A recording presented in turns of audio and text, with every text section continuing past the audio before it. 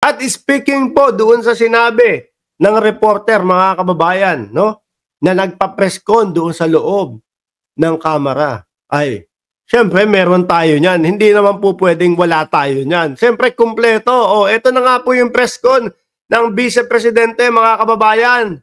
Are you still there? Live in House of Representative. O, umpisa na po ang dramahan. Kung sakali, marunong naman pong magbeng-beng yung aking kapatid. O, game. Henry? Oh, wala na. Nawala okay, na. Next. Lanes Kapandi, GMA News Online. Nasel? Nasel? Bro, Med, shoutout sa'yo. Okay, next question. Ms. Jed? Hanggang ano oras tayo? Ma'am, last two questions. 7:30. Last two questions. Okay, thank you.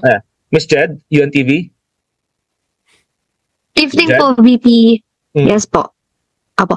VP, tanong ko lang po, what do you think would stop all these seemingly attacks against you po? Ay, hindi na, ma'am, hindi yan titigil hanggang sa 2028 election. Ayan, pinatulan naman yung tanong, ano? Sabi, ano masasabi nyo dito sa tuloy-tuloy na pag-atake sa... Actually, mga boss, wala pong pag-atake nangyayari. No? Inaalam po yung mga hindi maipaliwanag na pondo ng bayan kung saan napunta. Inaalam po bakit merong Mary Grace Piatos, bakit merong Kokoy Villamin na magkaiba yung pirma. Lahat po yun, mga boss. No? Na ang taong bayan po naguguluhan, bakit ganito?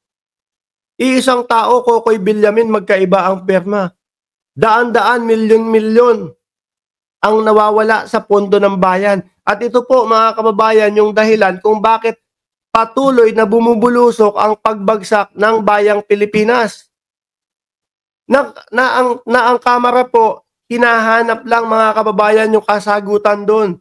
Pero ang sagot ng Vice Presidente, ang sagot ng mga Duterte, inaatake sila. Pinopolitika sila. Tama ho ba yun? Karapatan po natin, bawat isang mamamayang Pilipino na malaman natin kung saan po napupunta yung mga ikinakaltas na buwis sa atin kapag nagtatrabaho tayo, kapag may binibili tayo. Lahat yan sa buwis na pupunta, nagiging pondo ng bayan, inaalam po natin kung tama ba yung pinaggagastusan po. No? Dahil ang bawat Pilipino po, ang mamamayang Pilipino, hirap na po, mga kababayan. Kaya ngayon, sa panahon ng Administrasyong Marcos, hindi na uubra yung sinasabi ni yung sinasabi ni sino ba to? Nakakalimutan ko apelyido nito eh. Ni Marcoleta. Na traditional, wala nang tanungan kapag Vice Presidente ang humihingi ng pondo. Hindi na po pwede ngayon, sa panahon ngayon, mga bossing. Dahil kung itutuloy pa din po yun, nako, hayahay lang po yung mga yan. Vice Presidente ako, pengi ako 2 billion, pondo namin. Bigay. Hindi mo alam, hindi na pala napupunta sa tama yung mga pondo. Di ho ba? Walang pag-atake, mga bossing, na binibigyan naman po sila ng pagkakataon na magsalita sa Kongreso para ipaliwanag po ang kanilang sarili. Pero ano po, kung sino-sino, hindi naman kung sino-sino. Actually, yung mga staff niya, yung pinapadala niya. Pero nagtatago ang Vice Presidente doon sa mga staff niya para hindi siya yung matanong. Iho ba? Naiintindihan ko na yan ngayon. Noong una, hindi ko actually naintindihan. Pero... Sasabihin niya dito, 2028. Dahil doon sa 2028 election, napakalayo pa ho nun, mga boss. 2024 pa lang ngayon. Eto pa lang. Mag-uumpisa pa lang po yung midterm election. Di ho ba? Mag-uumpisa pa lang po ang midterm election, mga kababayan. Noong bumisita ako kay former Senate President Manny Villar, bumisita ako sa kanya. And siya yung nagpaintindi sa akin. Sabi niya, you're number 1. Wait lang po. Kayo number 1, sinisiraan kayo para malaglag yung inyong kandidatura sa 2020. Pinaintindi po sa inyo yan. Ipaintindi nyo naman po sa amin kung bakit merong safe house na nagkakahalaga ng 250,000 to 1 million per night. Yun naman po yung part na kailangan yung gampanan para sa mamamayang Pilipino. Ipaintindi nyo naman po sa amin na yung 16 million every quarter napupunta doon sa pag-maintenance ng mga safe house na yun. Yun naman po ang kailangan namin maintindihan. Kung kayo naintindihan nyo, yun yung dahilan kung bakit kayo tinatanong na mga ganito, ipaintindi nyo naman po sa amin yung sagot ninyo. No? Na kung bakit may mga ganong mga maintenance na 5 milyon kada 3 buwan.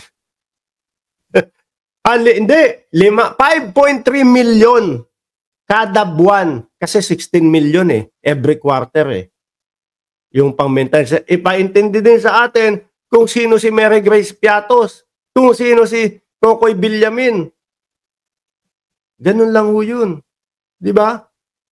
Ibinibigay po sa kanila lahat ng oportunidad para i-explain nila ang kanilang sarili. Pero ang ginagawa ho nila, mga kababayan, is mas pinipili po nilang wag magsalita. Tapos pag sinabi, ay ganito, hindi nyo ma-explain yung pondo ng bayan kung saan napunta.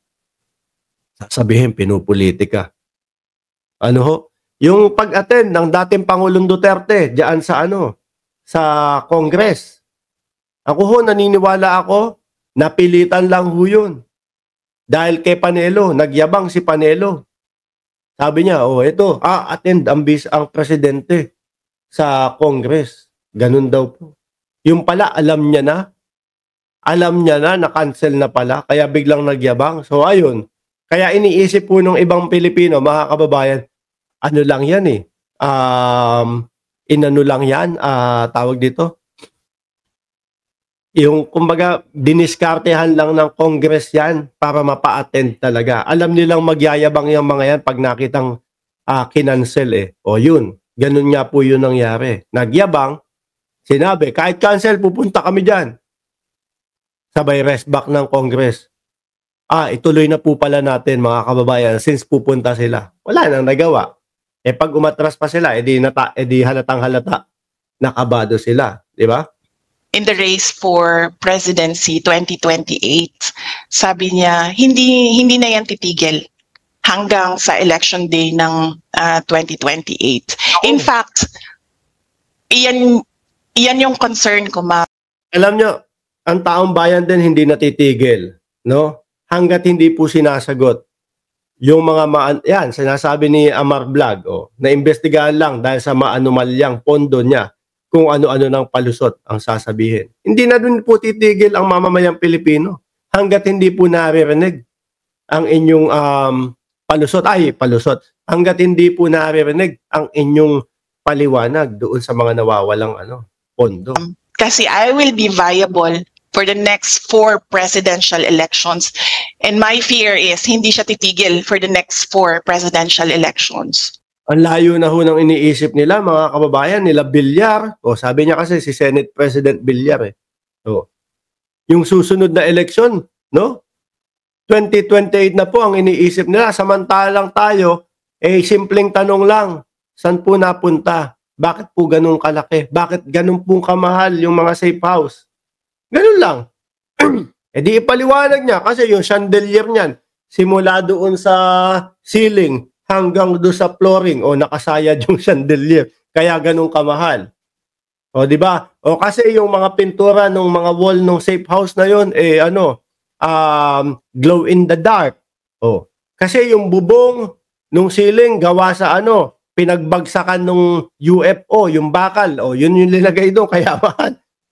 Di ba? Paliwanag lang. Ganun lang kasimple. Hindi yung ang layo na. 2028 pa yun Ang ating Pangulo at ang gobyerno ng Pilipinas tuloy lang po sa pagtatrabaho, mga kababayan. Sila, nasa 2028 na, puro eleksyon na, para maging presidente na ang pinag-uusapan nila. Baka hindi pa humatuloy, mga bossing. Sabi nga nila, hindi ko nasama yun. Sabi nga ho nila, pupunta daw sila sa EDSA. No? Eto, Biyernes ngayon. Biyernes ngayon, di ba mga kababayan? May EDSA ngayon. Wait lang natin. May pumunta po ba sa inyo sa EDSA? Malamang sa alamang, wala. Oh, ito, ipapakita ko sa inyo. Umihingi ng suporta. Dahil nga po Biyernes ngayon, mga bossing Chief Amo, sir, may EDSA na namang mangyayari. Sa pangunguna na naman ni Morales, mga bossing, eto, nang hihikayat po yung taong hindi mahikayat na sumuko, si Roque. Eto, pakita ko sa inyo, ha? Share. Tapos dito tayo. Eto. Ayan. Sabi dito ni Attorney Harry Roque, let's support Attorney Laika Lopez and BP Sara by going to EDSA now. Anak ng tinapa, tingnan natin kung pumunta ka dyan sa EDSA na yan. Mga taong bayan na naman ang pupunta. Yung 17 na naman nakatauhan ang pupunta. Ayan pa, meron pa isa. Sabi dito, sabi? EDSA ang pag-asa. Siguro yan yung isisigaw nila. See you sa EDSA. We are not Filipino for nothing. Speak up and pray.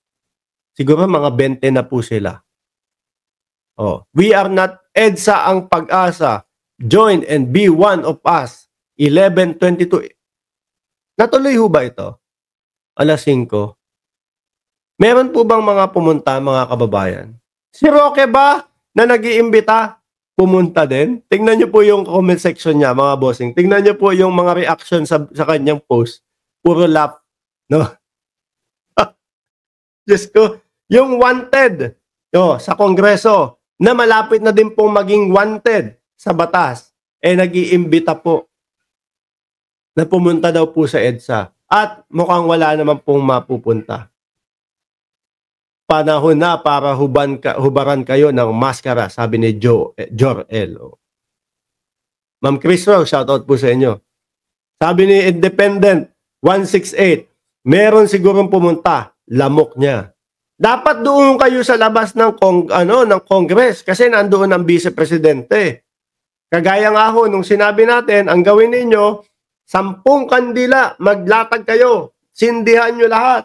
Tapos picture ni Roque, picture ni Zulaika, picture ni dating Pangulong Duterte. Lagyan nyo na mismo ng pagkain. Baka gutom na sila sa loob. Lagyan nyo ng kanin, ulam, soft drinks. Lagyan nyo na din ng mga prutas. Tapos na din kayo.